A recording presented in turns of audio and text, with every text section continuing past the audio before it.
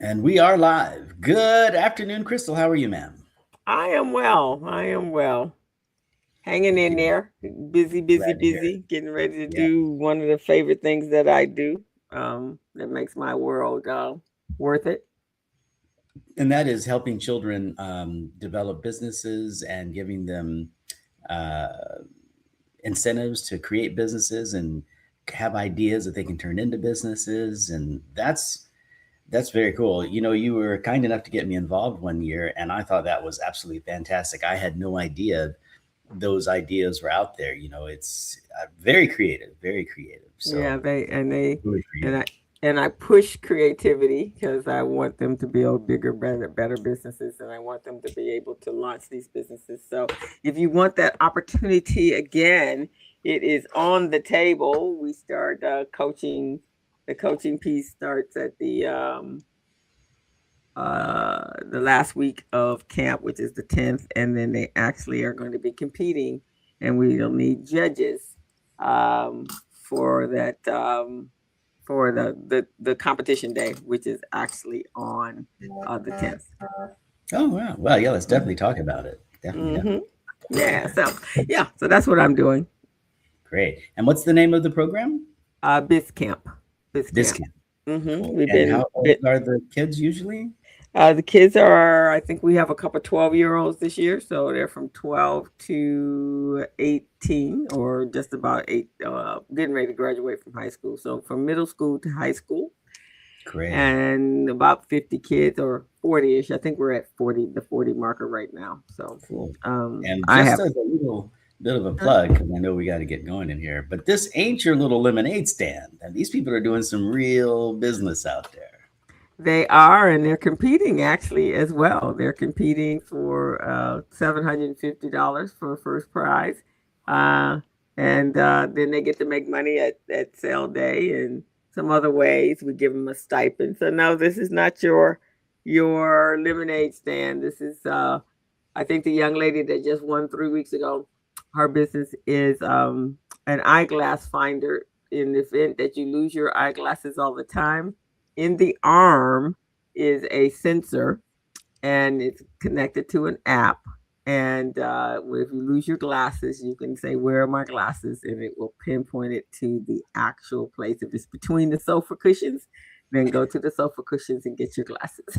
That is great. I've gotten to the age, and so many of my friends have gotten to the age where we lose our reading glasses on top of our heads. Yes. Exactly. So, so, Trying to she figure out was where we put literally those things solving a right in the future. problem. Her father was always losing his glasses, and it was hindering her getting to school on time. And she was Okay. being dinged and disciplined for being late, and it was his Uh-huh. fault. So that's the purpose. That's the reason for the business. So solving a That's a problem. great idea. That's a great idea. Great idea. We have another great idea to talk about today. I love that little segue. Another great idea, and that is actually it's about fiduciary responsibility for the plan, right? And how your team can help you, or for some of us, how we think our team can help us. So we're gonna Mm-hmm. jump into that. But before I Okay. do that, I have the distinct honor of reading a little bit about your bio, and I have forgotten it for the last couple of weeks. So I appreciate the patience. So I'm going to Okay. read the bio, and then All we're going to righty. jump right in on essentially how to who's supposed to run the plan when you get one, right? Okay, so Mm-hmm. ladies and gentlemen, please help me welcome my friend and colleague Crystal Mitchell. She is a business coach and consultant. She's the CEO of Mitchell Business Solutions, co-director of Recycling Black Dollars. She's also the co-host of another weekly online radio show called The Business Zone with Crystal and Gilbert. How is Gilbert? I haven't talked to him in forever. Is he doing better? He's doing well. He's running courses on how to get contracts and write bids. Good deal. Hmm. But Crystal is also an instructor at Mount San Antonio Community College. She's a certified network for teaching entrepreneurship instructor and a QuickBooks Pro Advisor financial strategist. Hey, Crystal, how you doing? Hey, how are you? Doing great, doing great. Let's jump on in here. We've got some really cool things to do. I think one of the things that we can say about this episode is for most plan sponsors, they really don't have a fiduciary process. They have several vendor relationships. So they have perhaps a third party administrator. They have a record keeper that actually holds the assets and provides statements, and that's where the investments live. They have an advisor, someone like myself. I'm Jevon Thomas, retirement plan advisor. And they have a payroll company, and they may even have an HR company. And all of that is great. I applaud employers that have all of those either in some combined function or a separate function. However, and I just went through this a little bit ago, whenever a plan gets audited, and that doesn't mean that you've messed up, it just means that your number could possibly come up. So whenever a plan gets audited, the responsibility of running that plan does not go to the third party administrator or the advisor or the record keeper. It goes to the employer. Right? Okay. So the Department of Labor will never say to you, hey, your advisor screwed up, and so you don't have the right or appropriate funds in your retirement plan. Or, hey, your TPA didn't tell you that you actually had an issue here with the way that your payments are scheduled. So you're going to have a fine with that. They don't say that. They say, you run the plan, Mr. or Mrs. Business Owner. It's on you. You need to check that out. Unfortunately, most employers don't know the difference between an index fund and, I don't know, a payment thing. I mean, they just really don't know. I mean, this is, and sometimes I think we use these terms for job security. You know, we like to make things more complicated so that we get hired. And not to mention that, but most business owners that I know are running the business, and that's why they hire people to help them. Unfortunately, what they forget, though, is that it's their plan. They're the ones that are responsible. And vendors, they don't create process, right? We all say that we help employers reduce their fiduciary responsibility. I say that when I talk to employers. I'm going to go talk to an employer next week, and we're going to talk about what their fiduciary responsibility is. And I'm going to say that I can help you do that. But I'm also going to say, you have to do it. Right? I can only help you. And, hiring the vendor is not a fiduciary process. Right? So I want to say that for the clip. Hiring a collection of vendors is not a fiduciary process. So what happens? You got all these processes going on, but nobody owns the outcome. Where does the idea come from for them to hire a vendor and not someone fiduciarily, or install? Where does that idea come from for them? Or do they just don't know and they just say, okay, somebody reaches out to them and say, hey, I can help you. Is that what happened? I'm not exactly sure I understand the question. Are you saying, where do they get the idea that if someone comes in and says, I'm going to help you reduce your fiduciary responsibility, where does the employer get the idea that they no longer have the fiduciary responsibility? Is that what you're asking? Okay. That's what I'm asking. I think it's because employers are busy running their business. They have a lot of stuff going on, and they hire people to take care of things, right? So they hire their CPA to do their taxes, but they have to sign off on the taxes just like you and I do, right? They hire their retirement advisor to help educate the participants, but they still have to make sure that the participants are getting educated. Right? Okay. So I think it's just from not a cost thing, because I know most employers that have retirement plans, they want to do a good job, and that's why they outsource it. They say to themselves, I don't know enough about the market, or even if I do know enough about the market, I don't know enough about how a 401k is supposed to work. So I'm going to get some help, right? I'm going to bring in a third party administrator who writes the documents and knows these things backward and forwards. I'm going to bring in some experts. But unfortunately, having a bunch of experts is it's not a fiduciary process, right? So the Right. Department of Labor doesn't care who your experts are because they're coming after you, the person that's running the plan. So should Mm. you hire experts? I would say most definitely get somebody to help you, right? Get someone who knows, someone like myself. I act kind of like a quarterback. Hire yourself a retirement plan advisor, someone who knows about company sponsored retirement plans, and say to them, hey, what do we need to do to make this thing work out for me and my employees? Because the last thing in the world as an employer you want is to get audited by the Department of Labor because your plan's not set up correctly, or you're having some losses that, or your timing isn't correct with regard to your payroll. No, nobody wants that. You're trying to do a good thing for your employees. You don't want to be called on the carpet for that. Right.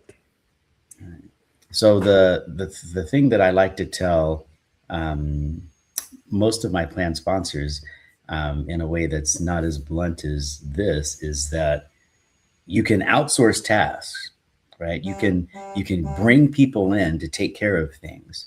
You cannot outsource responsibility. And I know I'm going to get some cards and letters from my fellow financial advisors who say, well, we stand beside the employer. We have the 338 so that if they do get audited, we're going to be there to help them out, or we're going to take the responsibility of choosing the funds and making sure that the funds are appropriate. And I say the same things. I do that. The Mm-hmm. reality of the situation is the Department of Labor is never going to audit me for having the wrong fund on a plan. Mm-mm. It's not going to happen. It's not my plan. It's the owner's plan. He's the one, she's the one, signs their name on the dotted line. So again, for the clip side, I'd like to say you can outsource tasks. You cannot outsource responsibility. Right. Yeah. So there it is. So it's on you. So what does that mean? I mean, what are you supposed to do? You know, here you are making widgets, and Javon's up here saying, "Look, it's on you. You got to take care of this." Well, hire people and coordinate. And I think the most effective thing you can do is every now and then get them in a room, right? Mm. So you want to encourage your retirement plan advisor and your third party administrator and your payroll representative and your CPA to talk to each other once a year, twice a year. I'd love to talk to those different parts of the business for the plans that I run. Say, look, we have a common client. We need to make sure that we keep them out of harm's way with regard to their fiduciary responsibility. And we're all in it, right? So none of us exist without an employer. So we definitely want to help you. And I don't know of a vendor that doesn't want to sit down and meet with other Mm. vendors so that they can actually, help. So the payroll, the HR, the benefits person, the legal people, we all got to talk together. And if you have an advisor in one of those camps and they don't want to talk with the other folks, I would get rid of that person, Mm. right? If they don't want to play nice in the sandbox, I'd say, right, because you're the owner and it's going to be you that's paying the money. Right. Things don't Exactly. go. Yeah. I think the real issue in these situations occurs when we have a gap in the service. And we're all busy, so it's very easy for someone to say, well, this is what I do, I don't do that. And then for Mm-hmm. the TPA to say, well, we don't really do the statements, we don't do that. And then for the payroll person to say, I don't know anything about 401k plans, that's why I hired the advisor, right? And so it's very easy to point the finger. We're very good at pointing fingers at other folks. The reality of the situation is that's where things fall through the cracks when people are pointing the fingers rather than saying, okay, how do we help you make sure that you're getting this all done? The line that I like to say is everybody's working, nobody's coordinating. Right. you know. Right. Exactly. Yeah, and I would say that a lot of that coordination falls on the advisor. That's where it is. The advisor should be reaching out to your partners, right? So when you, for example, just recently, one of my clients needed to go through the dissolution of their plan. So I, as an advisor, says, well, we need to make sure that we have the CPA ready to see how those assets are going to affect their tax liability. We need to make sure that the third party administrator is ready so that they can start shutting down the plan if that's appropriate. We need to make sure that the record keeper is ready because they're going to be the ones that are distributing the assets. And make no mistake, just because there's no company doesn't mean there's no plan. Right. Right. Right. Have you ever Mm. been involved in a plan dissolution or a Yeah. The .com company that I told you I Mhm. worked with, we had to dismantle everything. But for us, the 401k, the pension plans all fell under benefits, and so Sure. that right with the health insurance. So we had to one, you have to sign, the HR person and the payroll person are the people that are actually signing up everybody. Right. And they also, when it's time to put out bids, they're the ones that are doing the legwork for that, generally in the Mhm. companies that I've worked for. And then at Sure. that point, you go back and have a meeting with the CEO to say, this is where we are, this is the cost, whatever, whatever, whatever. And so every company that I've ever worked with, and since I've always been in the accounting department, that's how it's always worked. It just falls under benefits, so everybody in that space is the one that's taking it. So we had to shut out everything, for each and everything, for the health insurance and get the Cobra Mhm. going. Everything that had to have a, okay, now we need to transfer it. Where are you going to do with this? You're going to do an IRA. What you going to do with this? Right, for the employees, and then the same thing for um the CEO. And then whenever we went up and had to make changes, we had to explain and have meetings, so they would know what the plan was invested in. Now, Mm. granted, one of the companies I work for, we were a financial planning firm, so Well, it's a little easier with that one. But sure. we understood it. But yeah, so that's generally. But I know one man shops are a little challenging, or small companies are a lot more challenging than You have bigger people wearing a companies. lot of hats. Mhm. Yeah.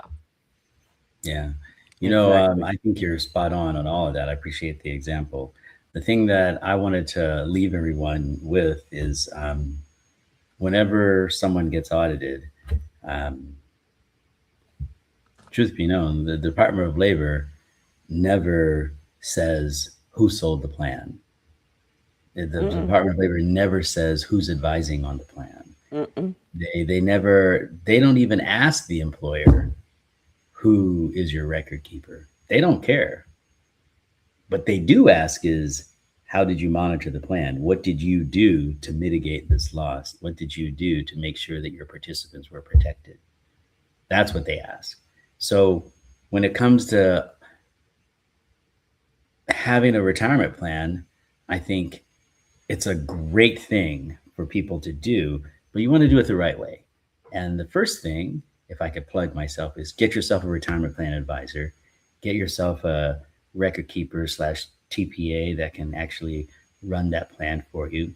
Make sure they understand who the CPA is. If you have an HR person, make sure they communicate and ensure that they work together. They don't always do it. If you have an HR person, let's meet with that HR person. Maybe you can't do it all at the same time, but let's meet with that HR person so they know these are the people that are actually uh, helping me run this, right? Because someone has to do the coordination. And if you think it's the record keeper, it's not. If you think it's the third party administrator, it's not. If you think it's the retirement advisor, sometimes it is, mm, but not always. Not always. mm, It mm. really depends on what type of access they have to you and the plan, right?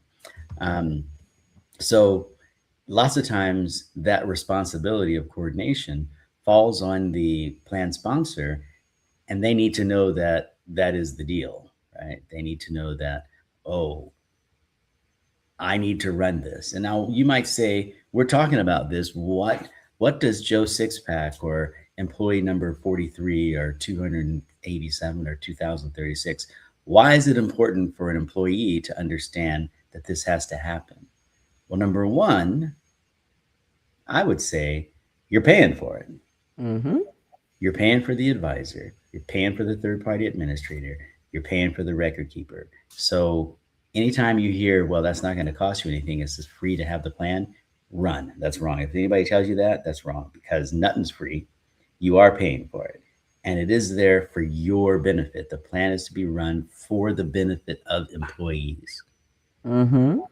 So since it's for your benefit and you, the employees, are paying, you need to know what these people do and how they affect you, right? So, from that point of view, I would say find out if you're an employee and use them as resources. They most definitely are. Yeah, and especially since I mean it's your retirement, right? You at some point you're going to retire, and you want to make sure you have the funds there, and if you have to make some corrections, you can do that early on, as opposed to getting shocked when you find out that it's not going to do what you thought it was going to do, and then that changes everything. Again, I think we go back to what we always speak of as being more proactive about this, because it does have a life altering consequence if you don't. Yeah. Now, Well and said. yeah, so you can't say, "Oh well, they were supposed to," but they weren't the one that was going to be retiring in X amount of time frames. It's going to be you. So I think you maybe want to be the one to find out. You are the one. I like it. I like it. You are the one. I, I like it. Well, I think you're spot on. I don't think I have anything to say on top of that. You are the one. And if you happen to be the employer, you're still the one. You're still the so one. You're still the so one. I tell you what, let's do this. Let's leave it right there. I'm going to read your bio, and if you could put in a plug for the volunteer organization that you have before we sign off, that would be great. Okay. Okay, so everybody, thank you for joining Crystal and myself. I am Jevon Thomas, retirement plan advisor. And Crystal Mitchell, however, is a business coach and consultant. She's the CEO of Mitchell Business Solutions, co director of Recycling Black Dollars. She's also the co host of The Business Zone. That's another weekly online radio show with Crystal and Gilbert. She's an instructor at Mount San Antonio Community College, a certified network for teaching entrepreneurship instructor, and one of my favorites, a QuickBooks Pro Advisor financial strategist. Not because it's more important than all the others, but it's got all those capital letters that I mix up and stuff. So, so thank you, Crystal, for joining me. Let's hear a little bit more about the Biz Camp Mm-hmm. and how folks can get involved with that. And just tell us about it a little bit. Well, thank you very much. So Biz Camp, we're running it. It's in Los Angeles. We start June 22nd, and it's a camp. It's a business camp. It's intensive. It's kind of like an intensive incubator for kids between the ages of 12 and 18. Most of them are about 17, getting ready to graduate from college. But the kids are completing a business plan for an actual business that they want to launch at some point. And so at the end of the course, they are going to be in competition. So we look for judges and volunteer judges, and as well as coaches to come in before the competition of the week of, and to be able to help the kids to make sure that the ideas make sense, and especially if depending on what area, if you're in marketing, if you're in structure, whatever, you can actually lend some little valuable information to the kids, or if the idea seems like it's not feasible at all. and that it won't make any money, then the kids they're taught to be very open to suggestions from the experts that are coming in. Great. And then we encourage the kids to network because these kids are teenagers and they need community service hours and they need to be interns when they come out of college. So we Okay. encourage them to build and connect with the individual so that they have an opportunity for internships when they get to that when they need that. And so if you guys are interested, I'll make sure I send over a flyer over to Jevon and you can sign up. This is a program that we do through the Los Angeles Urban League. We are in our 17th year Oh, and we wow. probably have created close to about 3,000 small little business owners. Some of them got Mm, started, some of them just, got marketing degrees and business degrees as a result of BizCamp. And we'd love to have you come out and talk to the kids. And if you have an expertise that you want to share with the kids, we can even have you come in and do a speak to the kids about any part of doing business as a business person. And so that's our program. So BizCamp. awesome. That is just fantastic. Thanks for sharing that. And we've got your email address and your phone number going across the bottom of the screen. So folks can reach out to myself with that information, or they can reach out directly to Crystal, and we'll be happy to talk to you. Thank you so much. Thanks for doing that. Thanks for coming on the broadcast. And this has been On the Patio with Crystal and Jevon, and we will see you folks next week. Take Have a care. great one, guys. Happy Father's Day coming this Sunday. Right. Enjoy. Yeah, indeed. All those dads. Okay. Uh-huh.